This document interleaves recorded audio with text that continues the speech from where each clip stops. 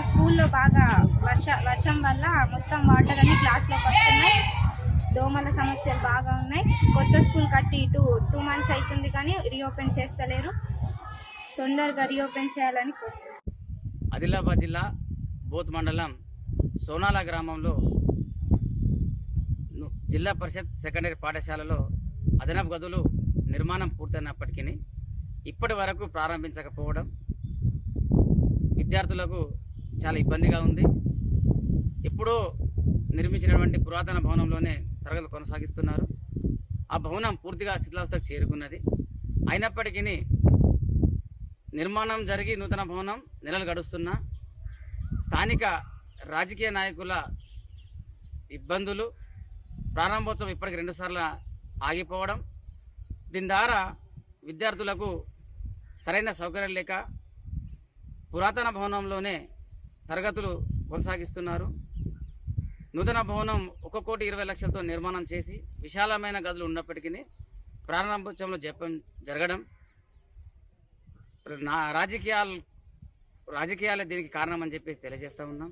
కాబట్టి ఈ విషయంలో స్థానిక మంత్రి సీతక్క గారు జోక్యం చేసుకొని త్వరలోనే ఈ భవనాన్ని ప్రారంభిస్తారని చెప్పేసి ఈ సందర్భంగా మేము రిక్వెస్ట్ చేస్తున్నాం, కోరుతున్నాం. కాబట్టి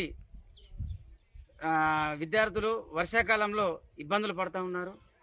కాబట్టి వర్షాకాలం ఇబ్బంది పడకుండా విద్యా వ్యవస్థను కుంటుపడకుండా యథావిధిగా తరగతులు జరిగే విధంగా చూడాలని చెప్పి కోరుతూ ముగిస్తున్నాం.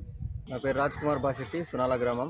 ఆదిలాబాద్ జిల్లా బోత్ మండలం సునాల గ్రామంలో నూతన గదులు అదనపు నిర్మాణం జరిగి 2 నెలలు కావస్తున్న ప్రస్తుతానికి ఇది ప్రారంభోత్సవం నోచుకోక రాజకీయ నీళ్ళు కమ్ముకుంది. అటు రాజకీయ నాయకులు కానీ ఇటు అధికారులు కానీ స్పందించి వెంటనే త్వరితగతిన ప్రారంభించాలని గ్రామస్తుల తరపున కోరుతున్నాం. పురాతన భవనం వచ్చేసి పెచ్చులూడి వర్షం నీటితో తీవ్ర ఇబ్బందులు పడుతున్నారు విద్యార్థులు. దోమలతో పాటు తీవ్ర అవస్థలకు లోనవుతున్నారు. దయచేసి మేము అటు అధికారులకు కానీ ఇటు రాజకీయ నాయకులకు కానీ సునాల గ్రామస్తుల తరపున విన్నవిస్తున్నాం. త్వరితగతిన దీన్ని ప్రారంభించి విద్యార్థుల భవిష్యత్తుని మెరుగుపరచాలని కోరుకుంటున్నాం. మరిన్ని వీడియోస్ కోసం ఛానల్ ని సబ్స్క్రైబ్ చేయండి. లేటెస్ట్ అప్డేట్స్ కోసం వాట్సాప్ ఛానల్ ని ఫాలో చేయండి. అండ్ లింక్ డిస్క్రిప్షన్ లో ఉంది.